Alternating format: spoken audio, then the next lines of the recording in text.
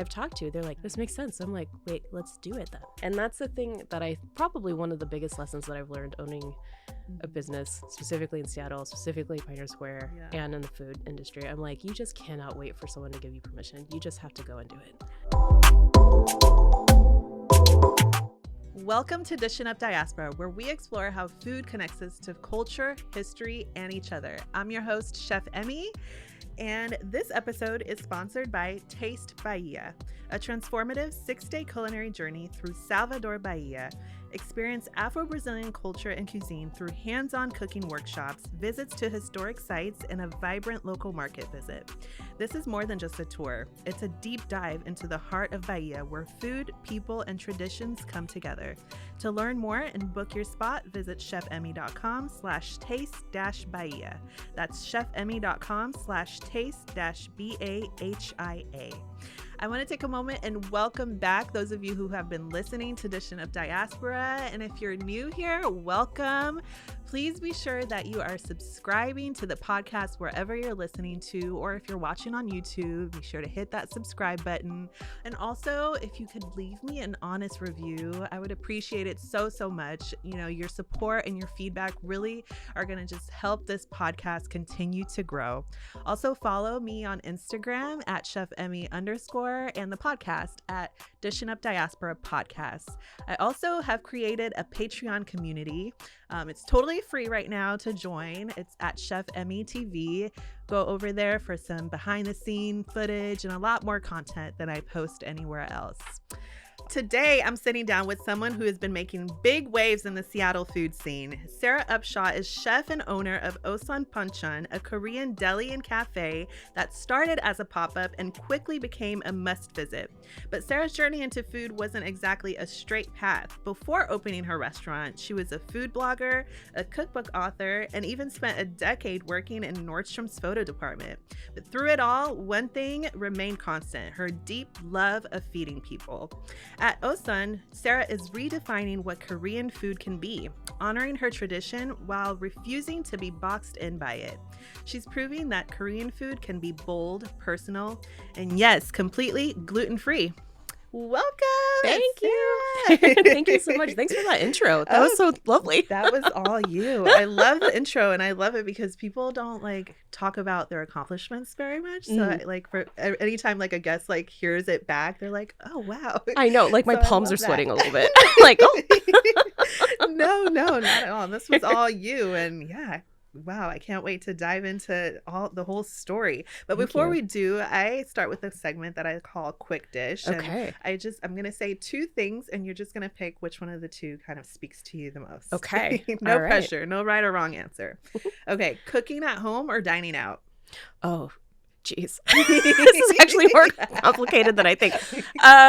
Cooking at home. Okay. Yeah. Sweet or savory breakfast? Oh, savory all the way. Spicy food or mild? Spicy? Yes. See, it got easier. Yeah. Okay. Food blog or cookbook? Oh, I'd say food blog. Okay. Mm-hmm.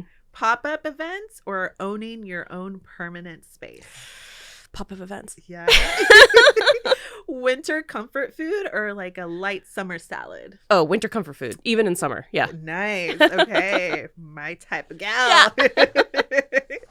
All right. Sara, thank you so much for being here. Absolutely. I'm so excited. I'm really excited because your story is so unique and just not the usual path to being a restaurateur. Mm-hmm. So really want to share it with the listeners, because there's really no set straight path to this journey, So I would love to start out with you weren't born in Korea, and No. you are half Korean. Exactly. Right? Okay. Mm-hmm. You were born in Seattle? Actually in Kansas, on a military base, but yeah. Okay, yeah. Okay, so how did food show up in your life, in your childhood? Yeah, so food, the reason why my restaurant's called Ohsun is because it's named after my 할머니, my grandmother. So that's definitely how food showed up in my life. And I feel like that is a common story where, family is the origin of it. But also, I think it was the fact that I grew up in the church. No longer remember, but like it was like 2,000 people. Oh, wow. And we knew how to feed people. Yeah. You're hungry on Sundays after service. The service was long.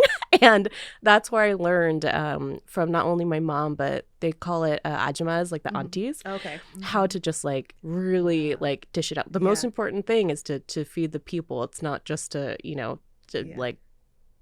like nourishment in a way that's like loving but efficient. Yeah. Uh-huh. Yeah, so that's how it came up in my life. And then you're right that my path, I always thought it was wrong that I didn't have a clear path, and I was nervous about that when I was younger, right? Like when you grow up and you're like, oh, I need to know my passion, and I need to make a paycheck, I need to do this. So that's why I went into photo retouching, because I'm like, well, that's a decent job. Nordstrom is, a good company and blah, blah, blah. But then I always turned back to food. So I was doing the food blogging, and then somehow got a cookbook. I still don't really understand how that happened. And then turned it into like realizing how much I love cooking for people live. Meaning like when you cook at home and do a food blog, it is personal and intimate, but it's such a different feeling than when you're in service, right? And then I had a friend during the pandemic that was like, you know what, do you want to do this pop-up with me? And I was like, sure. And I was hooked after the first one. And so I think a lot of us during lockdown were like, what do we want to do with our lives? Yeah. And I was like, I'll own a restaurant. Sometimes I'm just like, if I could smack myself, go back. But I'm here. Yes. The journey has brought me to this chapter. So long-winded answer. No, yeah. So like your food blog, was it like in the era where like food blogs was like a thing? Yes. Okay. 100%. Like the 2000s or so, or like exactly. Yeah. I was not that popular at all. So it wasn't like, I mean, people did read it and whatnot. I got featured in a couple things, which was really, really nice. Yeah. But I think it was more the exercise of doing something you love. I think that sometimes I talk a lot about like the hardships of like owning the restaurant and the food industry and all that stuff, but I don't really, so I'll take the time now to say that like when it comes to doing this, the reason why I'm still in the game is just because I love food so much, and I love feeding people so much. Yeah. It brings me like just the endorphins that you can't replace. I know. Right? It is. Which I'm sure really, you know. Yeah. It's a really amazing feeling, especially like you said, like doing it live and like feeding people and seeing the smiles and the oohs and the ahs. And, it definitely is addicting. Yeah. Like an addictive feeling for sure. Right. Okay. I was going to ask, like, how did you get a cookbook? But you kind of said you don't even know how that happened either. Well, I can tell you more details on that for sure. And I also, I do like to share the cookbook that I have is definitely more of a, I'm hoping it launches into the cookbook I actually want to make. So during lockdown, when we were all experimenting with just entertaining ourselves and whatnot, I started a YouTube channel. And then the publisher saw my Korean barbecue at home video and then reached out and was like, do you want to do a cookbook on this? And I was like, excuse me? Who are you? What? Yeah. And then now I realize it's one of those things that I am glad. I'm like, how do I explain this? So being from marketing and from corporate, I can see when things go maybe a little fishy, a little off on the side. So I didn't realize I wasn't going to be able to like design the book. I wasn't going to be able to do any of the photos, which, in the end, it's okay because it's the first cookbook. But they even photographed some things wrong. They're also out of business now, so that's why I feel comfortable talking about it. Like, okay. Yeah, it was a good practice run. Yeah, I'll say. Yeah. So I'm glad that I did it. So you basically just like created the recipes and like the word and like all the words, all the recipes are 100% mine. But when it comes to the imagery and like the design, I was like, oh, okay. Okay, interesting. Like I'm in the process of writing a cookbook right now too, and I think that even like in like a non-fishy like way, the publishers, like the editor and stuff, really have kind of like a say in kind of that as well. But I think I still have a say too. But you're saying like you didn't even have the option to. No, at one point I was like, y'all, this is not even Korean anymore. Can you just listen to me, please? Yeah. Like the chopsticks are wrong. No. They're putting peanuts and cilantro and everything. And like that, those ingredients actually do exist in Korea. So I'm not saying that you can't, but it was things that like, they were like all of Asia. Yeah. You know, in the wrong way. Because anyways, it's all one thing, right? It's just Asia is a country, right? Exactly. Like Asian food. Yes. I get it. Yeah, I totally get it. It's, you know, with Brazil, it kind of just gets melded in with like all of Latin America. It's just everything's just like rice and beans, and it's like, and even within Brazil, it's like everything is not just like the Brazilian steakhouse type of food. You know what I mean? Totally. Yeah. So well, that totally sucks. get that. Well, they're out of business for a reason, I guess.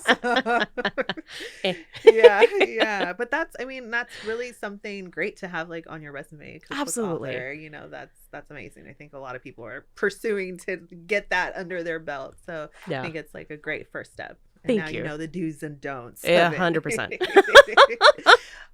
Okay, so you started you started with your friend doing a pop-up with that person, and then did you do your own as well, or okay? And was it Ohsun?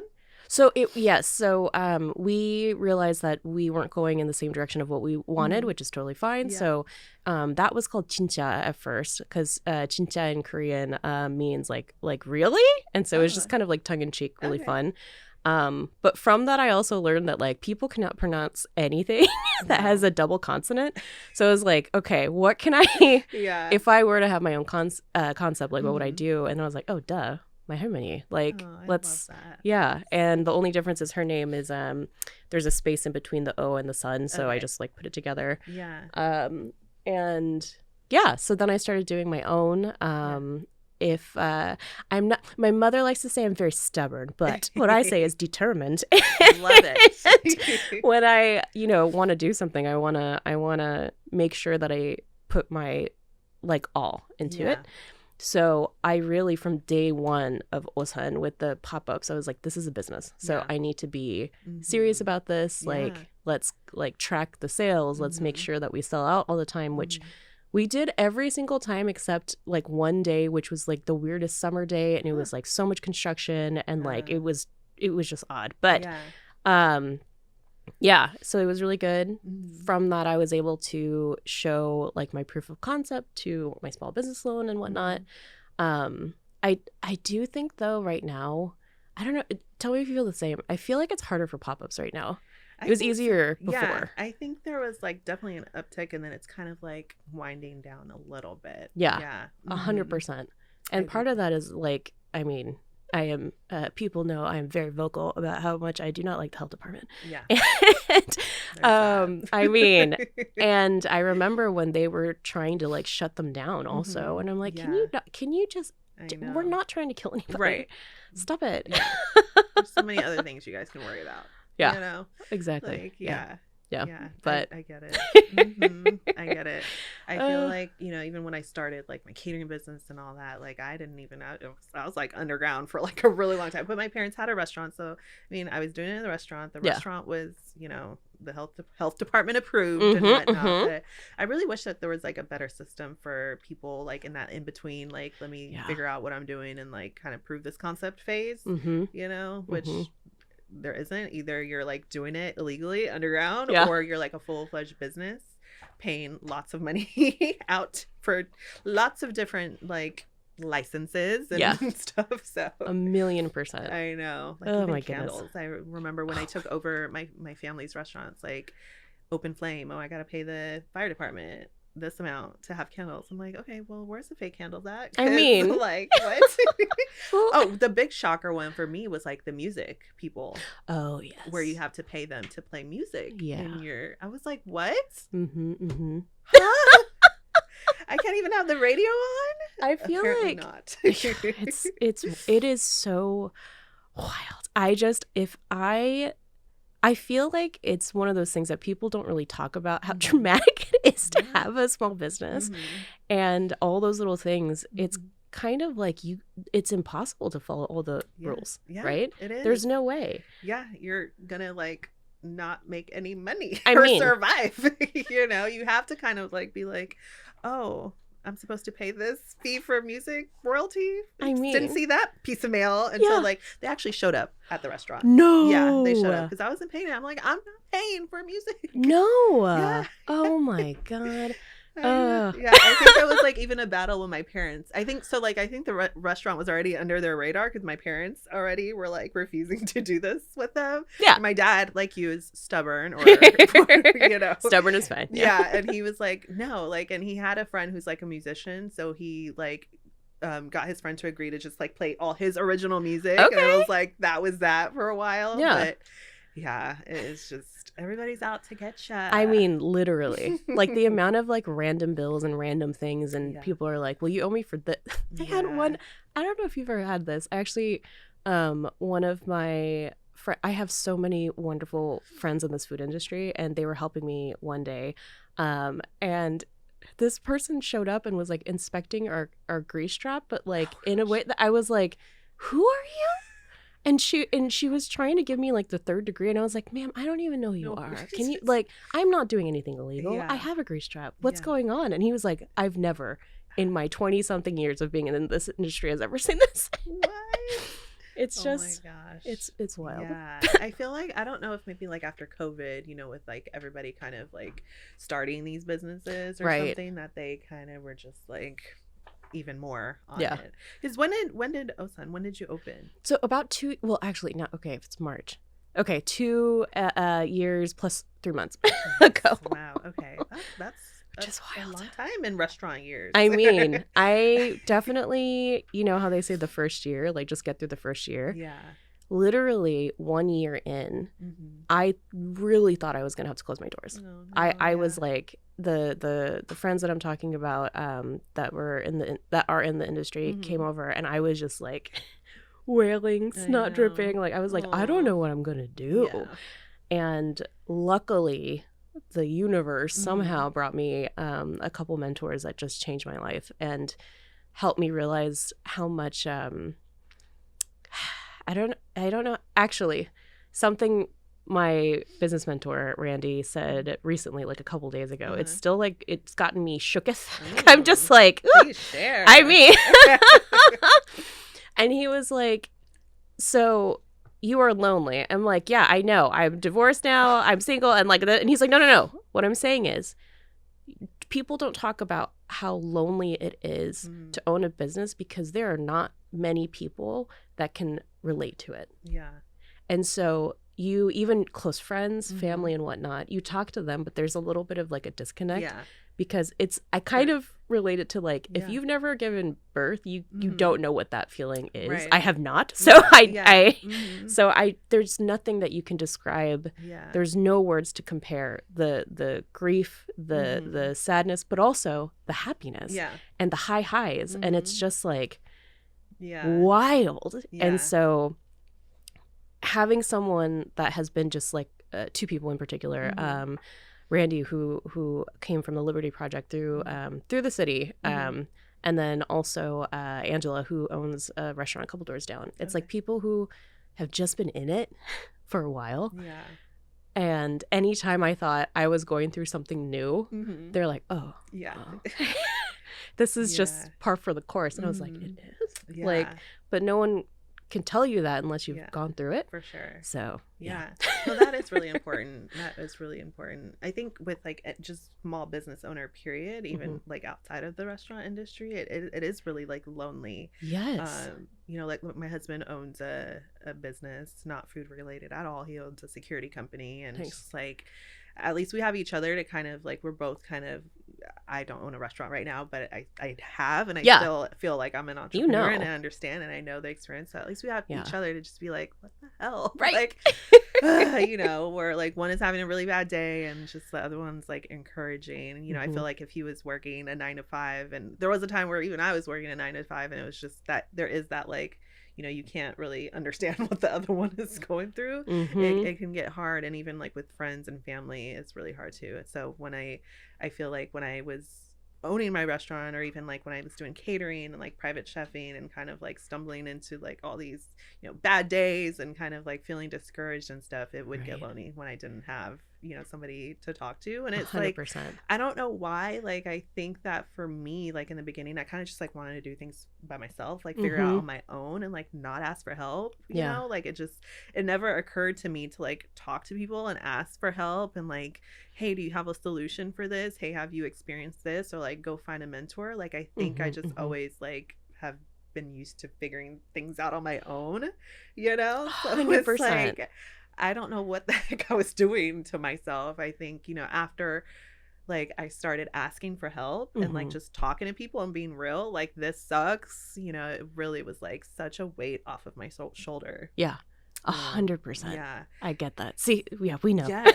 Yeah. Because it's like, let's stop acting like this is just like, I mean, I think people in general know that the restaurant industry is like a hard industry. It's common knowledge, but like, I think they don't know the nitty gritty. Because like the ones that are, doing fine, it just looks like it's perfect and glamorous and it's like great. And it's like, I know for a fact it's not. Right. These people are having a really hard time. 100%. I know this, 100%. Even if 100%. everything is perfect, even if every day they're sold out, even if every day it's packed, there's a wait list, you can't get a reservation. Like they're dealing with employee drama. They're dealing with some crap. You know what I mean? And I think that I wish like we were more like honest with each other and kind of like bared our soul a little bit more just to encourage us not to give up. So I'm glad you were able to find, some mentors. Thank you. To help you stick through it.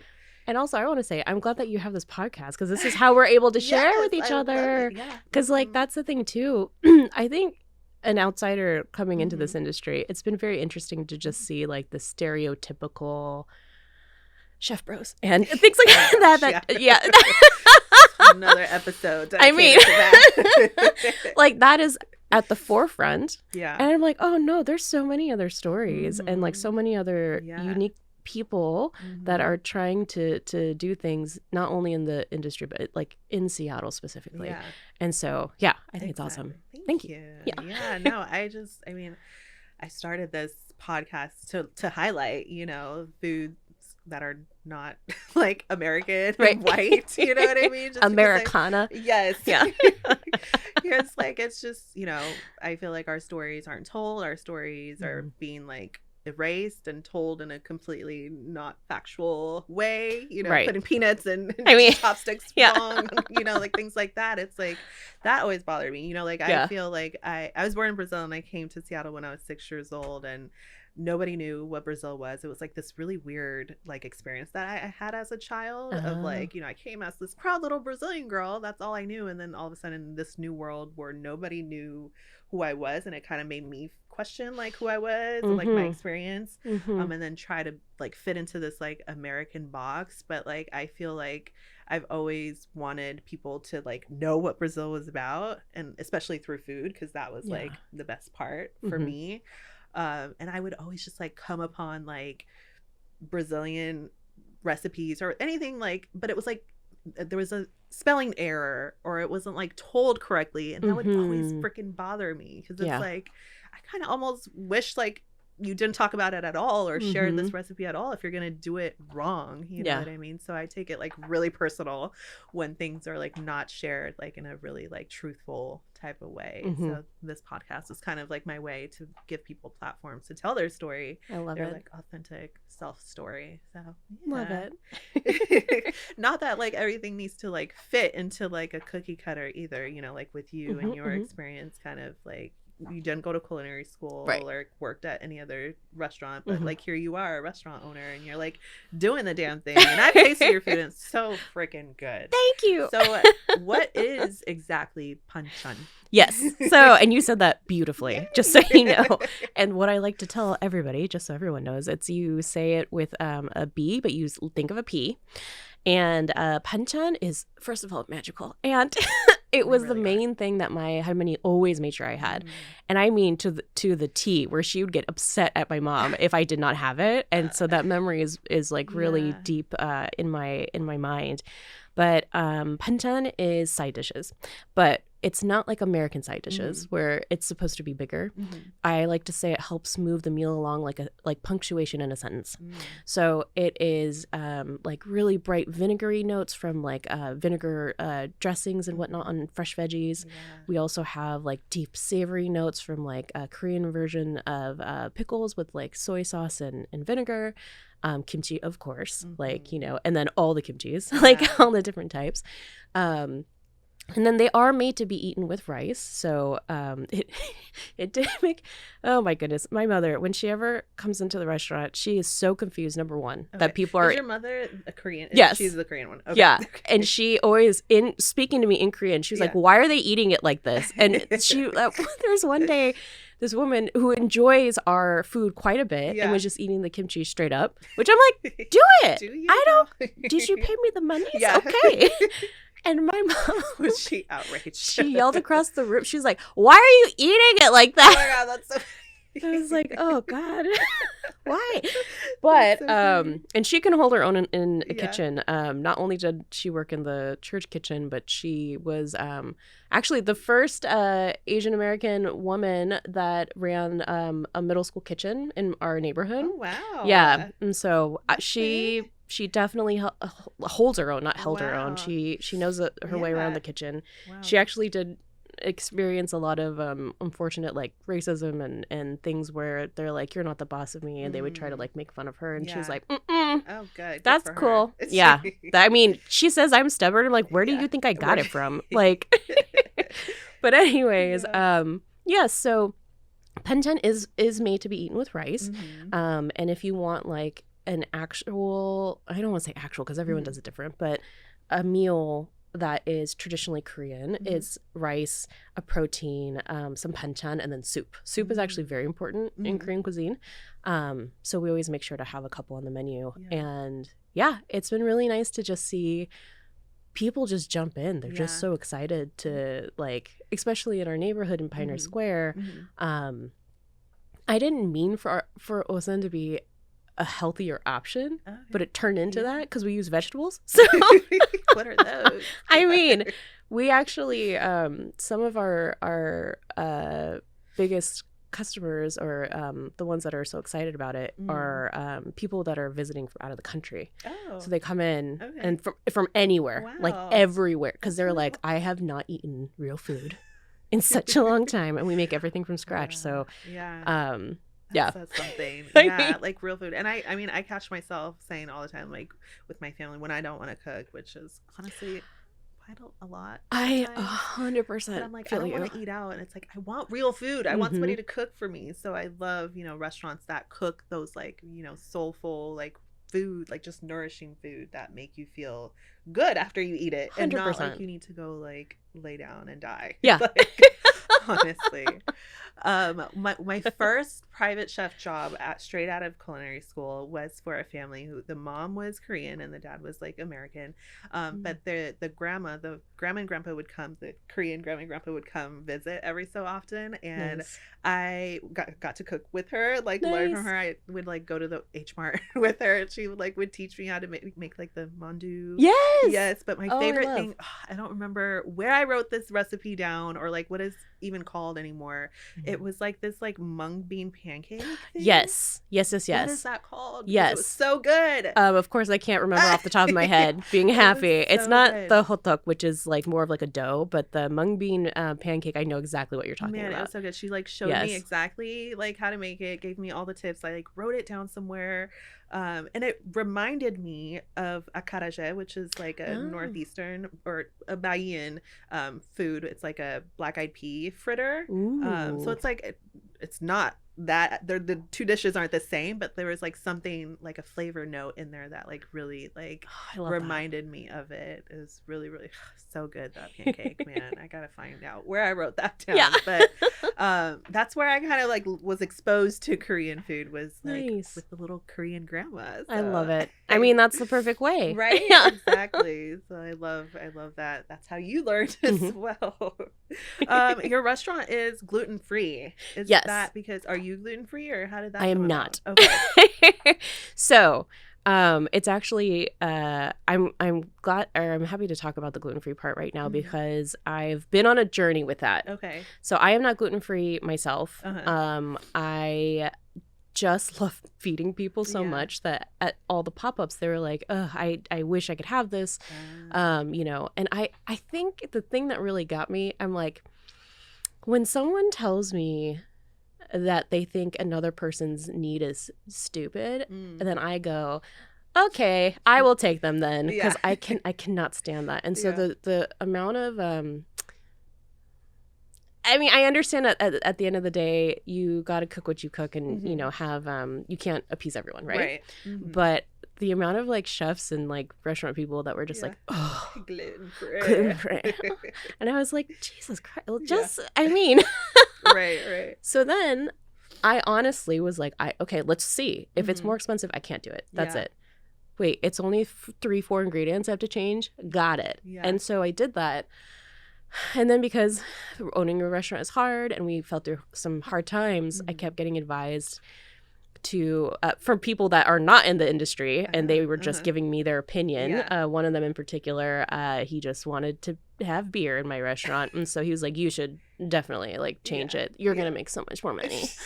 No. So I have like in my heart such a soft spot for the gluten-free community, and also like feel bad that I went back on it too, because I was like, I don't know, because of business. And then it's like, no, this is why it matters who runs businesses. And I'm not trying to toot my own horn. It also feels my palms are sweaty again, trying to make it feel like but like when you care about a community, they will show up.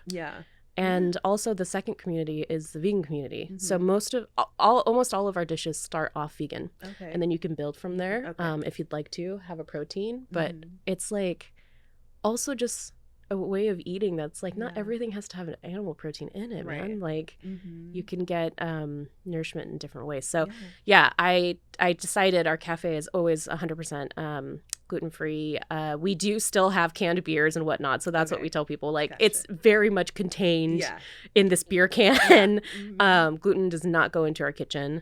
If we have a special request from someone who's not gluten-free, the way that we scrub things down, it's just like no joke. And also like my bestie is gluten-free and she's Korean. And just to see like how difficult it is for someone you care about to just go and eat food just tore me up. So I was like, this it really is. I have a really good friend whose daughter has like a lot of like allergies, like peanuts, eggs, things like that, and it's so difficult for her to kind of manage that as well. And it really is. So I understand, you know, seeing people really struggle who love food. Loves food. Her and her daughter really loves food, so it's like it makes it really difficult. So the moments that really got me, that I would like, you know, do the smile and then like I'd go into the back and cry. It was mostly like the Korean families where someone got diagnosed either with celiac or something, and they were just in tears. They were like, we have not been able they're like, we haven't been able to just like have I don't want to say normal, but like just have a experience that so many other people get to have and not feel nervous about it. Like know that we are doing our due diligence with it. So it's that kind of stuff that like fuels me. That's great. I was wondering how that came about. So that's usually people are pretty shocked. They're like, meh. You're not? I'm like, I eat pasta with the rest of them, so but I love it. One thing I was seeing you know, on your website and stuff, it's like I feel like you really are really innovative in how you use your restaurant space. Like you use it for like events and stuff like that. And I know that must have come from like trying to like make things work, you know, and I think that that's really smart of you. You want to talk a little bit about that? Yes. Oh my God. Surviving is just something, right? You do what you gotta do. It is been wild to see what sticks and what doesn't. And again, Randy, my business mentor, who's just like, I can't stress it enough. Like, get your mentors. People have asked me how you get them. And I'm like, well, first, you can't just take. You have to give. So if you can give to them in some way, then you can make like a reciprocal relationship. But he was like, have you noticed the business succeeds or does better when you just do you. I said, excuse me, what do you mean? And he was like, what's with all these like sports things? What's with all the like, because I'm not a sports girl and I'm not against it. Yeah. But I was trying to chase these customers that I don't know. Yeah. And so when it comes to events, it's very common on my staff that they know Sara likes to zhuzh. So I'm like, how can I zhuzh? And when we have these events, people are just like, oh my God, it's so cozy. We like get the lighting right, the music right. I've been in some situations where like no shade, but it's just like, oh, you paid money for this event? Like, you know, it's so cold. And that is something I'm like, no, come into my space and let me make you feel special. So the events, I'll say also catering, that has been a huge thing for us to stay open.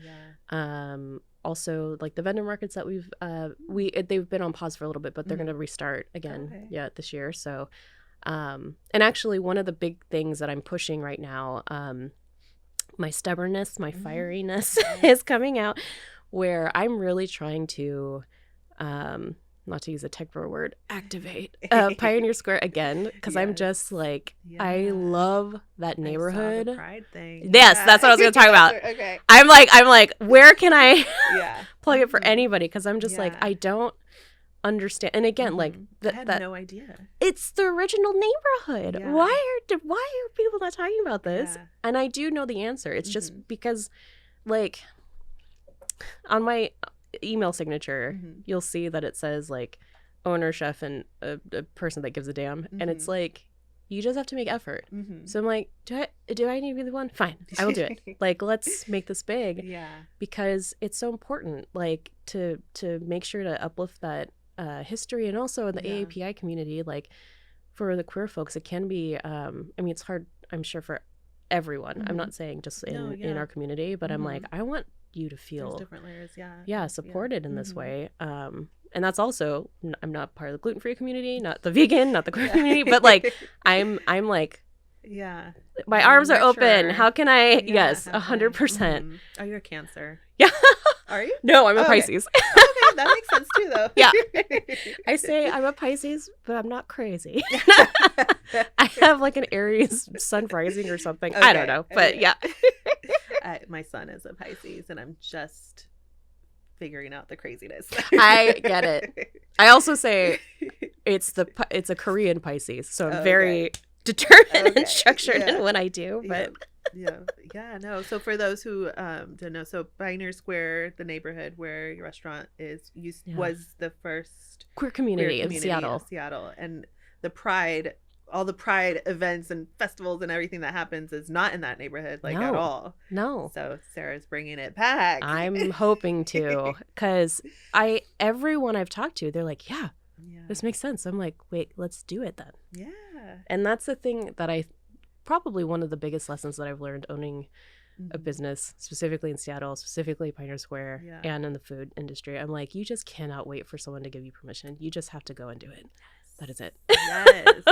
Do not wait for permission. No. Yeah, you will be breathing your last breath before you actually get it. So totally. Did you set out to open a space in Pioneer Square, or did it kind of just happen? So it's yes and no. Okay. It was really nice to end up in Pioneer Square because it has always been such a big part of my life, meaning my background, so not culinary, I went to art college. Okay. So I got a graphic design degree and a multimedia degree, and I would be in Pioneer Square all the time for Art Walk. Right. And I just saw it when it was like the Renaissance time. It was just so good. Yeah. And when I was looking around for different places, it was impossible to find a place where I didn't have to fork over like millions of dollars. I mean, and so finally, my broker, who is amazing, Blake, he found this space, and he was like, "It's a local family that owns it. Like, let's just look at it." So we went in. It needed so much work, but really? But you know when you just like, it feels right. So I walked in and I was like, "Oh, I think this might be it." I love that. So I am really like I even just love being in the space by myself. That's kind of my favorite time of day. Like the crew's left, everything's clean, number one, because I'm kind of a clean freak.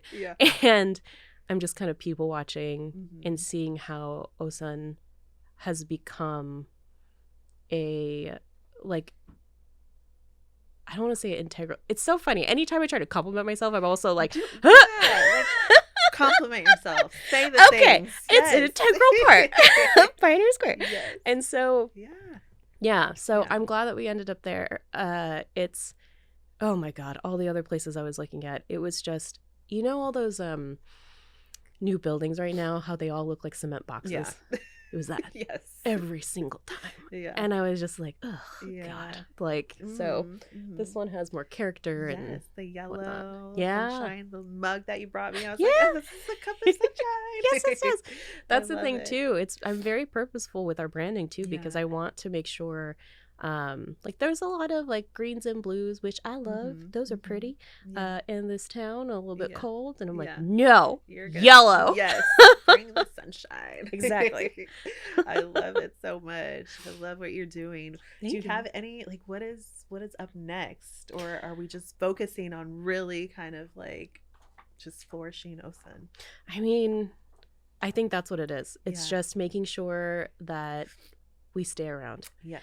I think one of the things that is hard to, and we struggle with in the beginning when it's so stressful, is like forgetting that you actually still want to be open.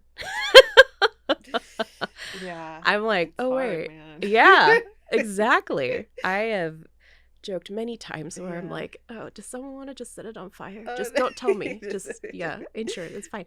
But I'm like, no, I want us to be around. And so the focus is, how can we not only be around, but try to like really tap into, I don't like toxic positivity, but that positivity of like, we're doing something good.